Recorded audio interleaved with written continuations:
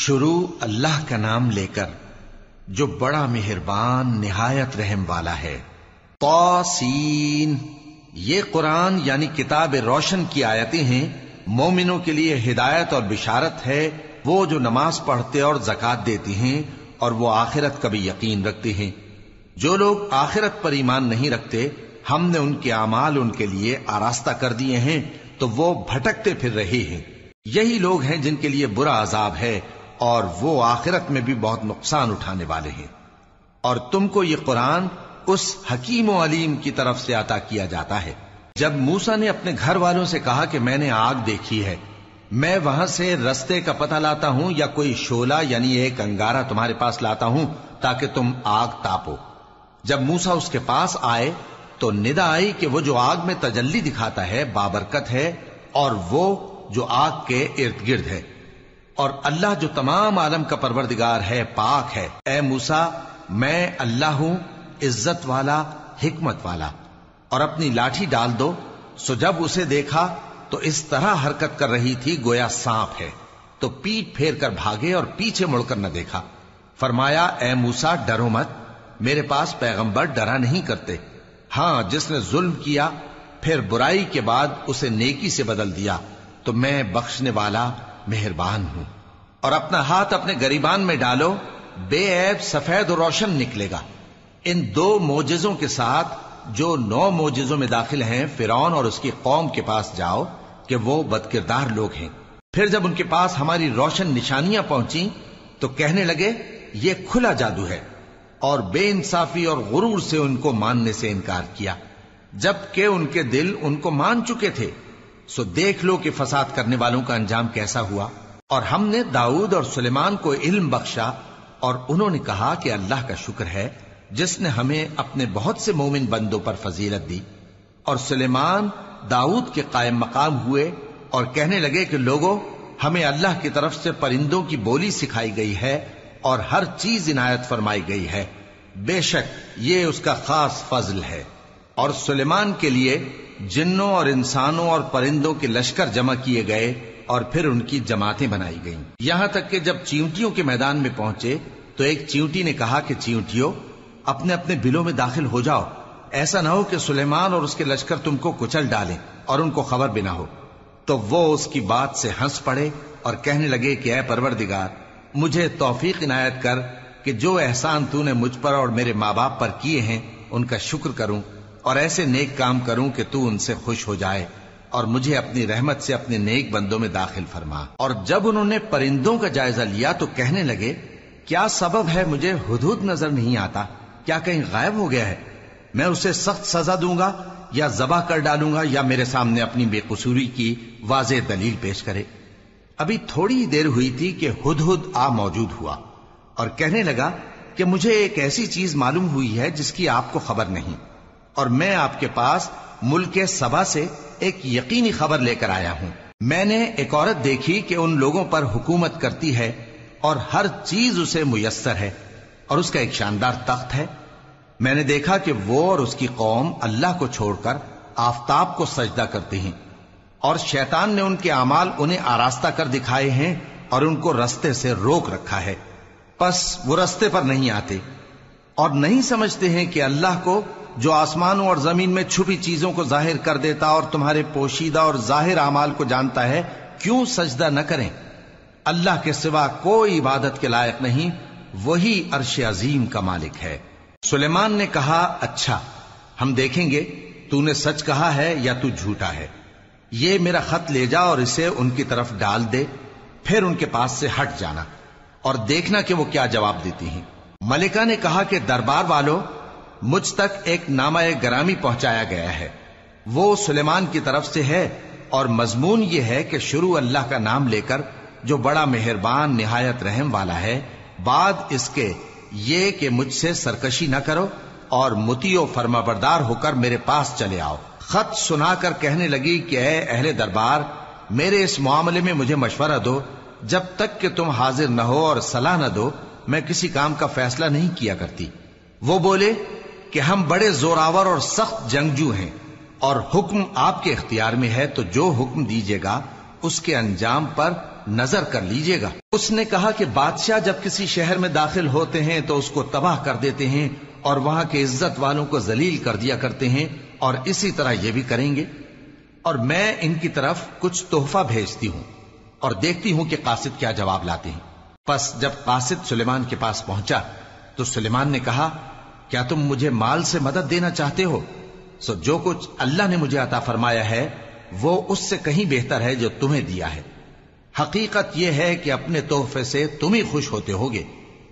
उनके पास वापस जाओ, अब हम उन पर ऐसे लश्कर लेकर हमला करेंगे जिनके मुकाबले की उनमें ताकत न होगी, और उनको वहां से बेइज्जत करके निकाल देंगे और वो जलील होंगे। सुलेमान ने कहा कि ऐ दरबार वालों, कोई तुम में ऐसा है कि कबल इसके कि वो लोग फर्माबरदार होकर हमारे पास आए, मलिका का तख्त मेरे पास ले आए? जिन्नात में से एक कवि हैकल जिन ने कहा कि कबल इसके कि आप अपनी जगह से उठें, मैं उसको आपके पास ला हाजिर करता हूं, और मुझे इस पर कुदरत भी हासिल है और अमानतदार भी हूं।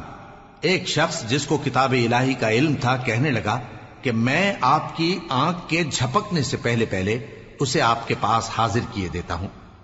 जब सुलेमान ने तख्त को अपने पास रखा हुआ देखा तो कहा कि यह मेरे परवरदिगार का फजल है ताकि मुझे आजमाए कि मैं शुक्र करता हूं या कुफरान नेमत करता हूं।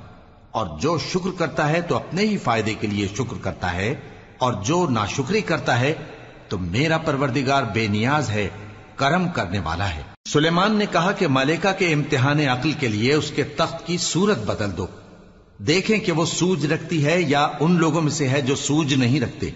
फिर जब वो आ पहुंची तो पूछा गया कि क्या आपका तख्त भी इसी तरह का है? उसने कहा कि ये तो गोया हू बहू वही है, और हमको इससे पहले ही सुलेमान की अजमत और शान का इल्म हो गया था, और हम फर्माबरदार हैं। और वो जो अल्लाह के सिवा दूसरों की परस्तिश करती थी, सुलेमान ने उसको उससे मना किया कि वो काफिरों में से थी। उसके बाद उससे कहा गया कि महल में चलिए। जब उसने उसके फर्श को देखा तो उसे पानी का हौज समझा और कपड़ा उठाकर अपनी पिंडलियां खोल दी। सुलेमान ने कहा, ये ऐसा महल है जिसके नीचे भी शीशे जड़े हुए हैं। वो बोल उठी कि परवरदिगार, मैं अपने आप पर जुल्म करती रही थी और अब मैं सुलेमान के साथ अल्लाह रब्बुल आलमीन पर ईमान लाती हूं। और हमने समूद की तरफ उनके भाई स्वालेह को भेजा कि अल्लाह की इबादत करो, तो वो दो फरीक होकर आपस में झगड़ने लगे। स्वालेह ने कहा कि ऐ कौम, तुम भलाई से पहले बुराई के लिए क्यों जल्दी करते हो और अल्लाह से बख्शिश क्यों नहीं मांगते ताकि तुम पर रहम किया जाए? वो कहने लगे कि तुम और तुम्हारे साथी हमारे लिए बुरा शुगून हैं। स्वालेह ने कहा कि तुम्हारी बदशुगूनी अल्लाह के पास है, बल्कि तुम ऐसे लोग हो जिनकी आजमाइश की जाती है। और शहर में 9 शख्स थे जो मुल्क में फसाद किया करते थे और इस्लाह से काम नहीं लेते थे। कहने लगे कि अल्लाह की कसम खाओ कि हम रात को इस पर और इसके घर वालों पर शबखून मारेंगे, फिर इसके वारिसों से कह देंगे कि हम तो इसके घर वालों के मौके हलाकत पर थे ही नहीं, और हम सच कहते हैं। और वो एक चाल चले और हमने भी एक तदबीर की और उनको कुछ खबर न हुई। तो देख लो कि उनकी चाल का अंजाम कैसा हुआ। हमने उनको और उनकी कौम सबको हलाक कर डाला। अब उनके ये घर उनके जुल्म के सबब तलपट पड़े हैं। जो लोग इल्म रखते हैं उनके लिए इसमें निशानी है, और जो लोग ईमान लाए और डरते थे उनको हमने नजात दी। और लूत को याद करो जब उन्होंने अपनी कौम से कहा कि तुम बेहयाई के काम क्यों करते हो जबकि तुम देखते हो? क्या तुम औरतों को छोड़कर लज्जत हासिल करने के लिए मर्दों की तरफ माइल होते हो? हकीकत यह है कि तुम अहमक लोग हो। तो उनकी कौम के लोग बोले तो ये बोले, और इसके सिवा उनका कुछ जवाब न था कि लूत के घर वालों को अपने शहर से निकाल दो, ये लोग पाक बनना चाहते हैं। तो हमने उनको और उनके घर वालों को नजात दी, मगर उनकी बीवी कि उसकी निस्बत हमने मुकर्रर कर रखा था कि वो पीछे रहने वालों में होगी। और हमने उन पर मे बरसाया, सो जो मे उन लोगों पर बरसा जिनको मुतनब्बे कर दिया गया था बुरा था। कह दो कि सब तारीफ अल्लाह ही के लिए है और उसके उन बंदों पर सलाम है जिसको उसने मुंतखब फरमाया। भला अल्लाह बेहतर है या वो जिनको ये उसका शरीक बनाते हैं? भला किसने आसमानों और जमीन को पैदा किया और किसने तुम्हारे लिए आसमान से पानी बरसाया? फिर हमने उससे सरसब्ज बाग उगाए تمہارا کام تو نہ تھا کہ تم ان کے درختوں کو اگاتے، تو کیا اللہ کے ساتھ کوئی اور بھی معبود ہے؟ ہرگز نہیں، بلکہ یہ لوگ رستے سے الگ ہو رہے ہیں۔ بھلا کس نے زمین کو قرارگاہ بنایا اور اس کے بیچ نہریں بنائیں اور اس کے لیے پہاڑ بنائے، اور کس نے دو دریاؤں کے بیچ اوٹ بنائی؟ یہ سب کچھ اللہ نے بنایا، تو کیا اللہ کے ساتھ کوئی اور معبود بھی ہے؟ ہرگز نہیں، بلکہ ان میں اکثر علم نہیں رکھتے۔ بھلا کون بے قرار کی التجا قبول کرتا ہے جب وہ اس سے دعا کرتا ہے، اور کون اس کی تکلیف کو دور کرتا ہے، اور کون تم کو زمین میں اگلوں کا جانشین بناتا ہے؟ یہ سب کچھ اللہ کرتا ہے، تو کیا اللہ کے ساتھ کوئی اور معبود بھی ہے؟ ہرگز نہیں، مگر تم بہت کم غور کرتے ہو۔ بھلا کون تم کو جنگل اور دریا کے اندھیروں میں رستہ بتاتا، اور کون ہواؤں کو اپنی رحمت کے آگے خوشخبری بنا کر بھیجتا ہے؟ یہ سب کچھ اللہ کرتا ہے، تو کیا اللہ کے ساتھ کوئی اور معبود بھی ہے؟ ہرگز نہیں۔ یہ لوگ جو شرک کرتے ہیں، اللہ کی شان اس سے بلند ہے۔ بھلا کون خلقت کو پہلی بار پیدا کرتا پھر اس کو دوبارہ پیدا کرے گا؟ اور کون تم کو آسمان اور زمین سے رزق دیتا ہے؟ یہ سب کچھ اللہ کرتا ہے، تو کیا اللہ کے ساتھ کوئی اور معبود بھی ہے؟ ہرگز نہیں۔ کہہ دو کہ مشرکو، اگر تم سچے ہو تو دلیل پیش کرو۔ کہہ دو کہ جو لوگ آسمانوں اور زمین میں ہیں اللہ کے سوا غیب کی باتیں نہیں جانتے، اور نہ یہ جانتے ہیں کہ کب زندہ کر کے اٹھائے جائیں گے، بلکہ آخرت کے بارے میں ان کا علم ختم ہو چکا ہے، بلکہ یہ اس کی طرف سے شک میں ہیں، بلکہ یہ اس سے اندھے ہو رہے ہیں۔ اور جو لوگ کافر ہیں کہتے ہیں کہ جب ہم اور ہمارے باپ دادا مٹی ہو جائیں گے تو کیا ہم پھر قبروں سے نکالے جائیں گے؟ یہ وعدہ ہم سے اور ہمارے باپ دادا سے پہلے سے ہوتا چلا آیا ہے، کہاں کا اٹھنا اور کیسی قیامت؟ یہ تو صرف پہلے لوگوں کی کہانیاں ہیں۔ کہہ دو کہ ملک میں چلو پھرو، پھر دیکھو کہ گناہگاروں کا انجام کیا ہوا ہے، اور ان کے حال پر غم نہ کرنا، اور نہ ان چالوں سے جو یہ کر رہے ہیں تنگ دل ہونا۔ اور کہتے ہیں کہ اگر تم سچے ہو تو یہ وعدہ کب پورا ہوگا؟ کہہ دو کہ جس عذاب کے لیے تم جلدی کر رہے ہو شاید اس میں سے کچھ تمہارے نزدیک آ پہنچا ہو، اور تمہارا پروردگار تو لوگوں پر فضل کرنے والا ہے، لیکن ان میں سے اکثر شکر نہیں کرتے۔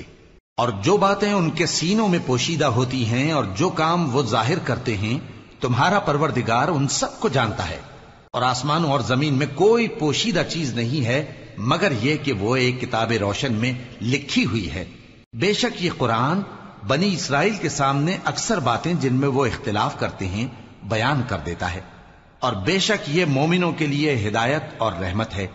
تمہارا پروردگار قیامت کے روز ان میں اپنے حکم سے فیصلہ کر دے گا، اور وہ غالب ہے، علم والا ہے۔